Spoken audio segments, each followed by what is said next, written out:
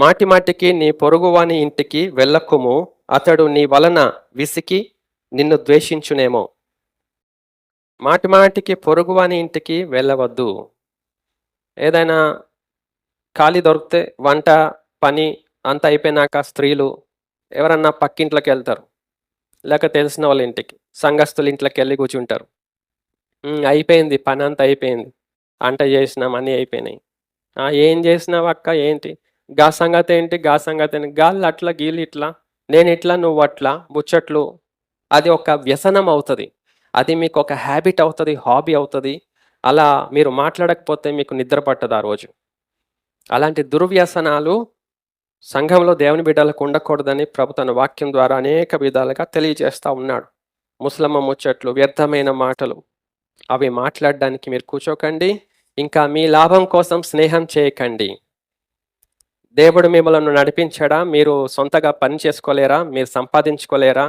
మీరు మట్టుకు మీరు జీవించలేరా?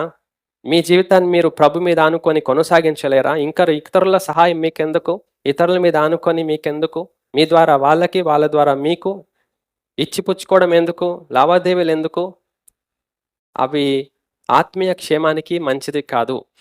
మనమందరం ప్రభు సహవాసానికి పిలువబడ్డాం కాబట్టి అన్నదమ్ముల వలె, అక్క చెల్లెళ్ళ వలె, దేవుని కుటుంబంలో ప్రభు పిల్లల వలె ఆప్యాయంగా ఉందాం, ఆత్మీయ అన్యోన్యత కలిగి ఉందాం. కానీ స్నేహము లాగా సహవాసంలో ఉండకండి, అది దోషభరితమైనది. స్నేహాలు చేయకండి. సంఘ సహవాసాన్ని మనం పిలువబడ్డాం, మనందరం సహోదర ప్రేమతో మనం ఉంటాం. అన్నదమ్ములు, అక్క చెల్లెళ్ళు ఎవరైనా స్నేహాలు చేస్తారండి? ఫ్రెండ్షిప్ చేస్తారా అన్నదమ్ములు, అక్క చెల్లెళ్ళు? ఎవరి పనులలో ఉంటారు, కలిసినప్పుడు మంచిగా ఆప్యాయంగా కలిసి మాట్లాడుకుంటారు, మళ్ళీ ఎవరి పనులకి వెళ్ళిపోతారు, ఫ్రెండ్షిప్ చేయరు. అలాగే మనం తోబుట్టువులం, మనమంతా ప్రభు యొక్క పిల్లలం, సహోదరులం, సహోదరులం. మనకు స్నేహం ఉండదు, కానీ ఆప్యాయత ఉంటుంది. ఒకరి ఒకరు సహవాసము ప్రభునందు మనకు ఉంటుంది. అది జ్ఞాపకం చేసుకోండి. సహవాసం కలిగి ఉండండి, మంచిగా సహవాసం కలిగి ఉండండి, కానీ స్నేహం చేయకండి. ఫ్రెండ్షిప్ ప్రతిదానికి టైం స్పెండ్ చేయడం, ఉట్టిగా కూర్చోవడం, ఉట్టిగా మూచట్లు పెట్టుకోవడం, ఉట్టిగా కలిసి వంట చేసుకొని తినటం, ఉట్టిగా హోటల్కి వెళ్ళి తినటం, ఉట్టిగా అలా వెళ్ళి నడిచి రావటం, ఉట్టిగా అక్కడ రోడ్డు పక్కన కూర్చోవటం, ఎక్కడో కాలక్షేపం చేయడం, ఎక్కడో టైం స్పెండ్ చేయడం, ఇంట్లో కూర్చొని ముచ్చట్లు పెట్టడం, అట్లా చేయకండి. యవనస్తులైనా, పెద్దలైనా, స్త్రీలైనా, పురుషులైనా, వృద్ధులైనా ఎవరైనా చేయకండి.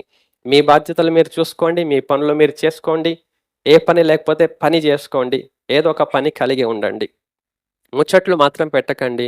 ఉట్టిగా వీళ్ళు ఒక దగ్గర కూర్చొని వాళ్ళు చెప్పేవన్నీ మీరు వినడం, వీరు చెప్పినవి వారు వినడం, ఇవన్నీ మీ ఆత్మీయ స్థితికి చిల్లులు పడతాయి, మీ ఆత్మీయ స్థితికి జబ్బులు వస్తాయి, రోగాలు వస్తాయి. ఫ్రెండ్షిప్ అనేది చేయకండి. ఫ్రెండ్షిప్ ఎందుకు చేస్తారంటే స్వార్థం కోసం చేస్తారు. నేను ఆయనతో ఫ్రెండ్షిప్ చేస్తే ఆయన వల్ల నాకేదైనా లాభం, ఆయన నాతో ఫ్రెండ్షిప్ చేస్తే నా వల్ల ఆయనకేదో లాభం. ఎందుకే చేస్తారు ఫ్రెండ్షిప్? దీనివల్లనే అండి. ప్రొఫెషనల్గా, ఫినాన్షియల్గా, సోషల్గా ఏదో లాభం ఉంటేనే ఫ్రెండ్షిప్ చేస్తారు. మనకు ఆ లాభాలు అక్కర్లేదు. మనం ప్రభు నందు జీవిస్తున్నాం, ప్రభు నందు జీవించడానికి పిలువబడ్డాం. ఆయన మనల్ని పోషిస్తాడు, సంరక్షిస్తాడు, స్వస్థపరుస్తాడు, ఆదుకుంటాడు, అనుగ్రహిస్తాడు, అన్నీ ఇస్తాడు. ఇంకెవరి సహాయం మనకెందుకు? కాబట్టి ఫ్రెండ్షిప్ చేసి వారి వల్ల మనకేదో అడ్వాంటేజ్ ఉంటుంది అని వాళ్ళు మన వల్ల మన కాళ్ళకేదో అడ్వాంటేజ్ ఉంటుంది వాళ్ళు ఇలా గడపకండి. ఇది లౌక్యం, ఇది లోకంలో జరిగే స్థితి సంఘంలో ఉండకూడదు. ఏదో ఒక పని కలిగి యవనస్తులు ఉండండి. ఉట్టిగా ఇంట్లో కూర్చోకండి. ఉట్టిగా ఇంట్లో కూర్చుంటే సాతాను యొక్క కర్మాగారం అవుతారు మీరు. రకరకాల ఆలోచనలు మీకు వస్తాయి, రకరకాల కార్యాలు చేయటానికి మీరు పూనుకుంటారు. పని కలిగి ఉండండి, పని కలిగి ఉండండి. వృద్ధులు పని లేకపోతే ప్రార్థన చేసుకోండి, దేవుని వైపు చూడండి, విశ్రాంతి తీసుకోండి, మీ ఇంట్లో కూర్చోండి. పక్కింట్లోకి వెళ్ళి ముచ్చట్లు పెట్టకండి, ముసలమ్మ ముచ్చట్లు, వ్యర్థమైన సంభాషణలు. ఫోన్లు ఉన్నాయండి, ఫోన్లో చాటింగ్ ముచ్చట్లు పెట్టకండి. అది మీ ఆత్మీయ స్థితికి నష్టం. మీరు ఆత్మీయంగా మృతి చెందుతారు, చచ్చిపోతారు. ఇది చాలా ప్రాముఖ్యమైన విషయము. మీకు తెలియజేస్తున్నాను, మీరు బ్రతుకుతారు ఇది వింటే, లేకపోతే మీరు నశించిపోతారు. ఫ్రెండ్షిప్ చేయకండి, ప్రభు సహవాసం అని ఉండండి. మరి ముఖ్యంగా ఏ పని లేకుండా, పని పాట లేకుండా తిరగకండి, కూర్చోకండి. ఏదో ఒక పని చేయండి, ఏదో ఒక బాధ్యత కలిగి ఉండండి, ఏదో ఒక పని చేయండి. లేకపోతే సైతాను పట్టుకొని మిమ్మల్ని వేరే విధంగా నడిపిస్తుంది. మీ ద్వారా ఇతరులకు నష్టం, ఇతరుల మీకు నష్టం, అన్ని నష్టాలు. అది మంచిది కాదు. ఎవరి స్వార్థం వారిని బట్టే ఇద్దరు స్నేహితులు కలుస్తారు. ఏ స్వార్థం లేకుండా వారు కలవరు. అలాంటిది సంఘంలో చేయకండి ఇప్పటి నుంచి. ప్రభువులో మీరు సహవాసం చేయండి. ఖాళీ సమయం ఉంటే ప్రభువుతో మాట్లాడుకోండి. ప్రభువుతో ప్రార్థన చేయండి, ధ్యానించండి. ఆయనతో సహవాసం టైం ఇయ్యండి దేవునికి. మనుషులకి ఇవ్వకండి. మీ పనులు మీరు చేసుకోండి. మీ బాధ్యతలు మీరు చూసుకోండి.